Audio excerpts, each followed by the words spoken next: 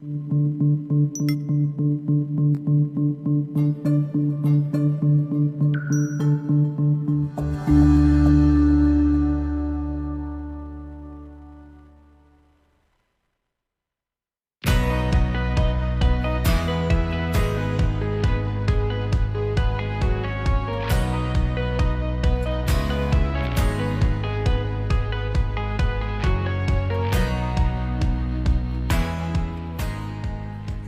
all been asked, how are you feeling today?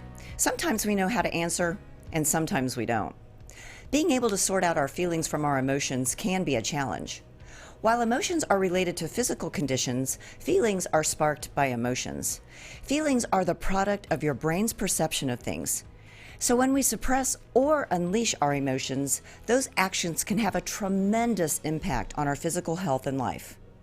Our guest today has spent her career helping people identify and cope with their emotions and feelings.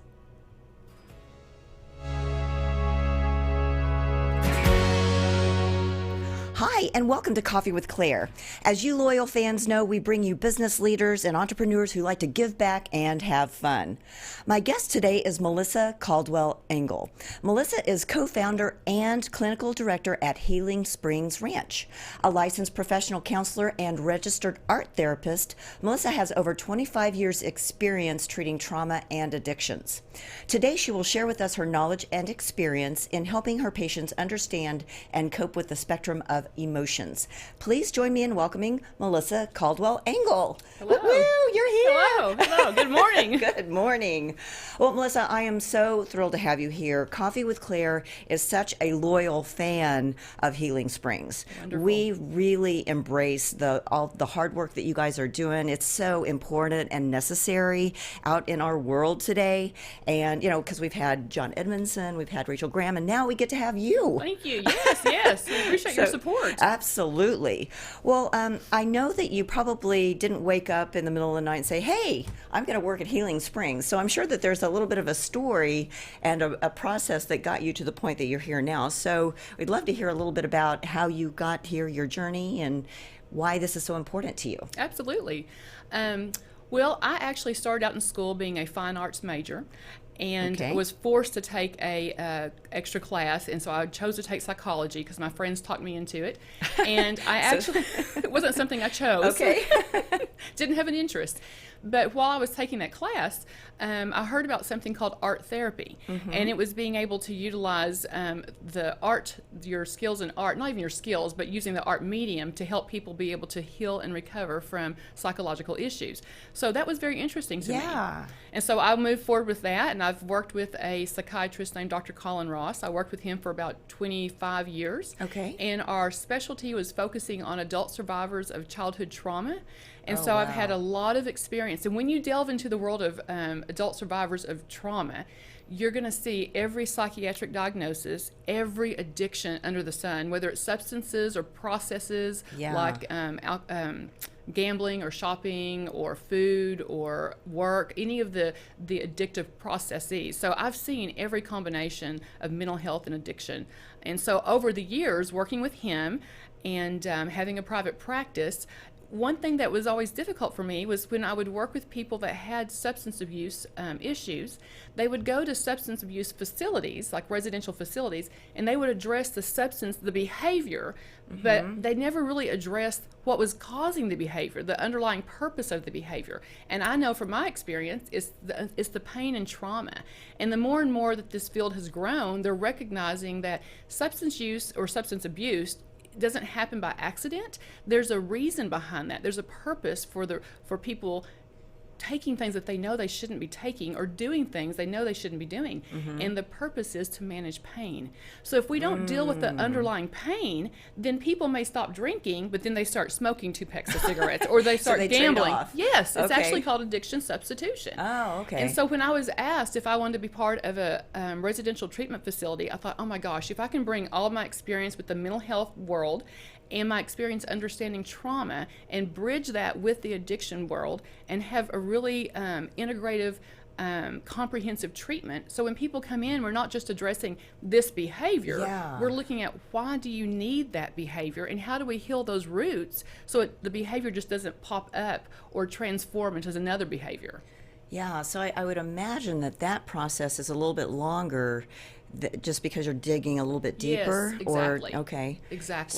So when people come to you, are they expecting that quick fix that they've heard on TV or on the radio, and then you kind of have to walk them through the process? Is that kind of how sometimes it goes? But most people that find us now after reading our website or talking to our intake director, they know that what we're about, and a lot of people choose us specifically for this. Okay. Because they're very sense. tired of, they'll say, I'll do fine for 2 years and then it comes back. Or then I've switched over to sex or pornography or whatever it is. And so they're wanting something. So a lot of people are like, oh my gosh, finally someplace that understands I'm not just doing this because I choose to do this. I'm doing this because I'm desperate.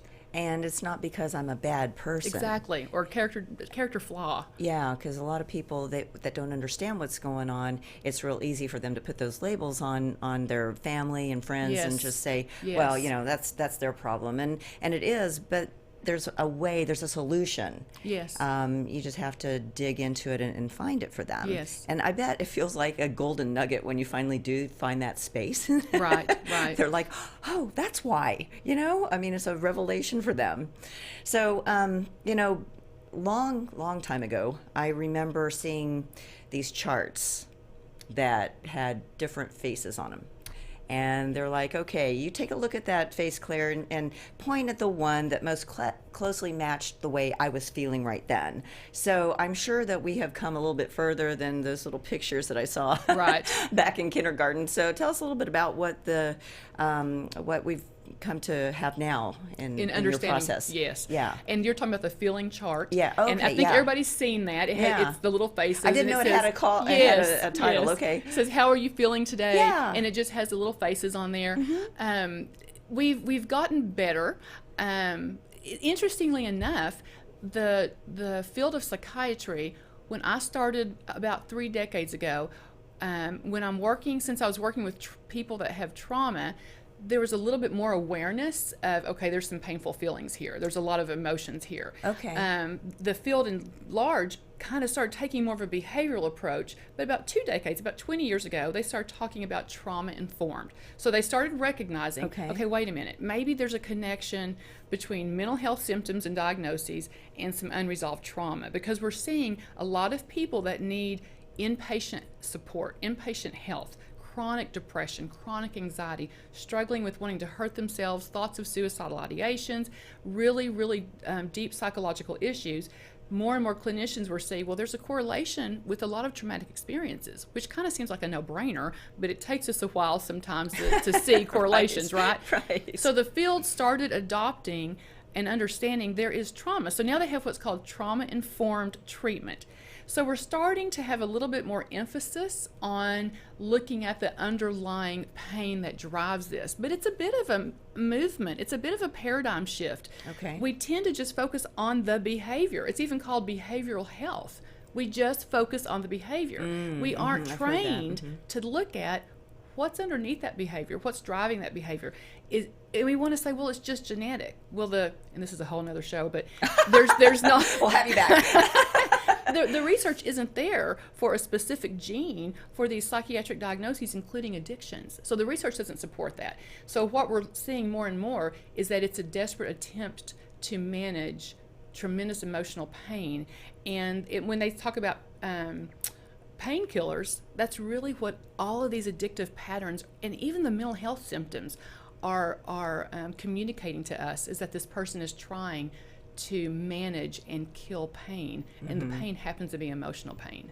And it just never really goes away. Unless you dig in, Yeah. and unless you look at it. But when you keep going to your psychiatrist or counselor, and if they don't understand the underlying trauma affects this, they're just going to focus on the behavior, and they're just going to say, stop this behavior, this is how you stop it. And that's when I see people that have stopped a behavior but something else has popped up, or Sure. they stop a behavior and their anxiety goes up, or they get more depressed. So you have to be able to look at and kind of retrain your brain to understand there's a function and a purpose behind these symptoms and behaviors, all of them. Yeah. And you've spoken about feelings and emotions, and I'd love for you to help us understand what is the difference between those two things.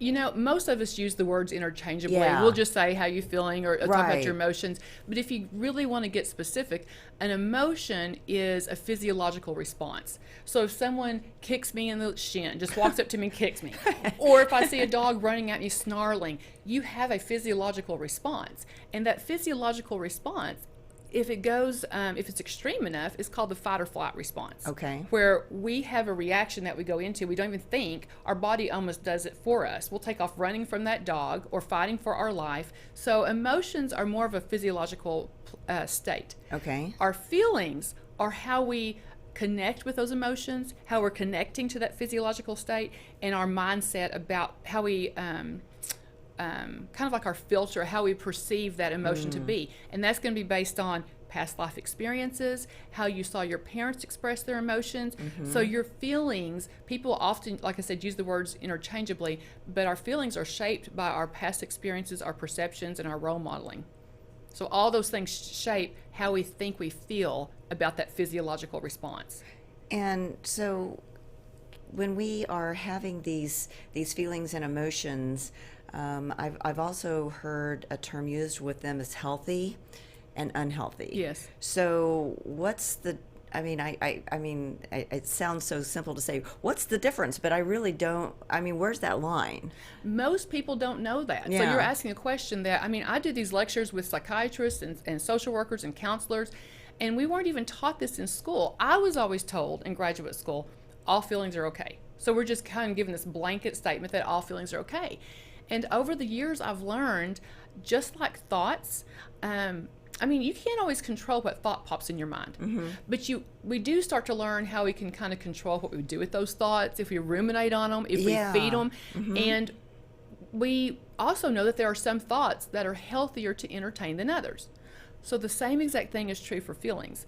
I don't believe you can always control what feeling or emotion gets triggered in you. But you can start to learn what you do with those feelings, and there are healthier feelings to entertain than others. So what I have to teach clients who have become so disconnected from their emotions because they're so overwhelming that we just suppress them and shut them down. And if you have years and years and years of suppression and just not thinking about it, I'll go shopping over here, or I'll go over here and have a nice meal. If you just keep suppressing stuff and you don't deal with it, it builds, because feelings are actually energy and it stays inside. And so while your head may be saying, I'm fine, it's not bothering me, your body will have a very different experience. There's a book written by one of the leaders in the industry, and his name is Bessel van der Kolk, and he wrote a book called The Body Keeps the Score. And in that, it's a perfect title, because whatever your head can be in total denial that there's anything going on down here. And so you have all these feelings, you have all these emotions, and then you're going to start having physical problems. If you hold enough in and you don't want to feel it or think about it and you try to suppress it, you hold enough stuff in, you could develop things like irritable bowel, you could have high blood pressure, you can have migraines, backaches, stomach aches, you can have a lot of physical symptoms tied into suppressed emotion. Wow. And for a lot of people that come to me, when we start healing their trauma and their pain, a lot of their physical symptoms that they have struggled with for years start to go away. Wow. So I'm not saying don't go to your doctor. Right. I'm not saying don't check out any physical issues that you may have. Yeah. But quite often when people have had every kind of lab work done, every kind of testing, they cannot find the origin or the causes. When we start healing their pain, their migraines go away. Their IBS clears up. I've seen it over and over and over for 30 years. It happens. That is fascinating. It really is. And we don't even know that we're doing that to ourselves. And so do you coach people on to learning ways to recognize when they're feeling that kind of stuff? Yes. And then how to redirect things? Yes, Okay. absolutely. So is there an example you could give us to kind of describe that? Okay, yes. So let me clarify too what I would call, if I had to label, healthy feelings versus unhealthy, which I do. So healthy feelings are going to be like anger, sadness, hurt, happy, vulnerable.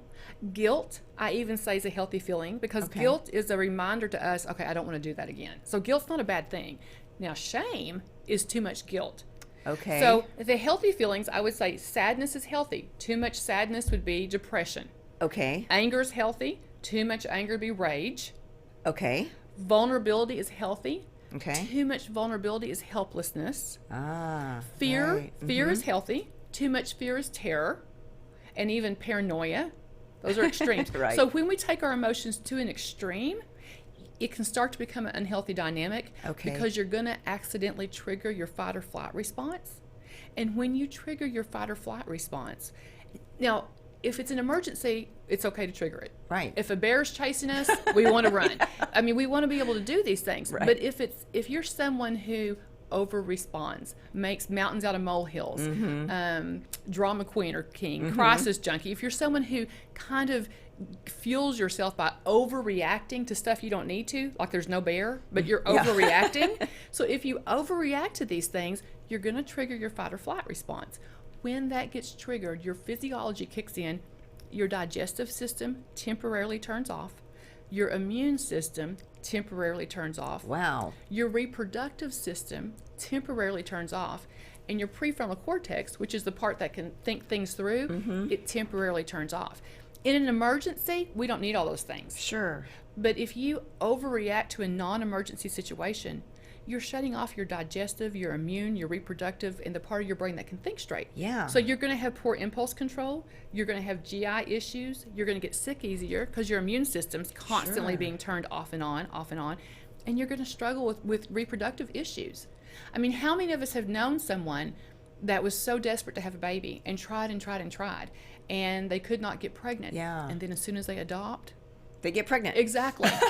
Exactly. So stress, which is what heightened emotion can create, when you have too much stress, you're going to trigger your fight or flight response. Wow. So the name of the game is, how do I keep my feelings in check, not let them get too big, not let them get too shut down, because you don't want to go the opposite side where you shut everything down and you're just flat and disconnected and numb. Our feelings are important, but they need to be in a healthy place. Too much is going to cause a lot of reactive issues, which could be seen in some psychiatric diagnoses. Too shut down, you're going to see a lot of medical symptoms. And usually what most people do is they do both. They'll have a feeling, they stuff it down. They have a feeling, they stuff it. They have a feeling, they stuff it. Stuff, and then they blow up on this other end. So they have psychological or emotional, depression, anxiety, and physical, where they could have medical issues as well. Because it tears up our bodies, it tears up our minds, it tears up our digestive system, our immune system, our reproductive system. It's not good for us mentally, emotionally, spiritually, physically. So how we manage our emotions and not tripping off our fight or flight response is critical in a balanced life and wellness. Wow. So do you give them a chart? I mean, how do they know? Well, we educate, just like I do have a chart. And we go through this chart and we talk about what's healthy, what's not healthy. Yeah. And then we talk about strategies for when we feel ourselves starting to get too worked up. That's great. Or feel ourselves shutting down too much.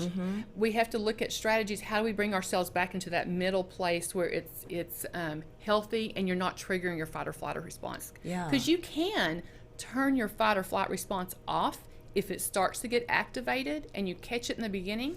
So an example would be driving down the street. I mean, I know nobody here in Texas has road rage, but other places, other places where they have road rage. So you're driving down the street and someone cuts you off, and you start thinking, "Oh, I cannot believe it! Why would they do that?" Yeah. And you just feel it moving. You start getting your emotions worked up. You start going from anger to rage, and if you start getting it too stoked, you're going to trigger your fight or flight response. All this adrenaline starts coursing through your body, all these stress hormones, your digestive, immune, reproductive, and the part of your mind that can think straight turns off. So the way to counter that is you have to be actively aware of your body, and when you feel yourself getting worked up, you have to counter it. And one way to do it would be to say things like, okay, hang on.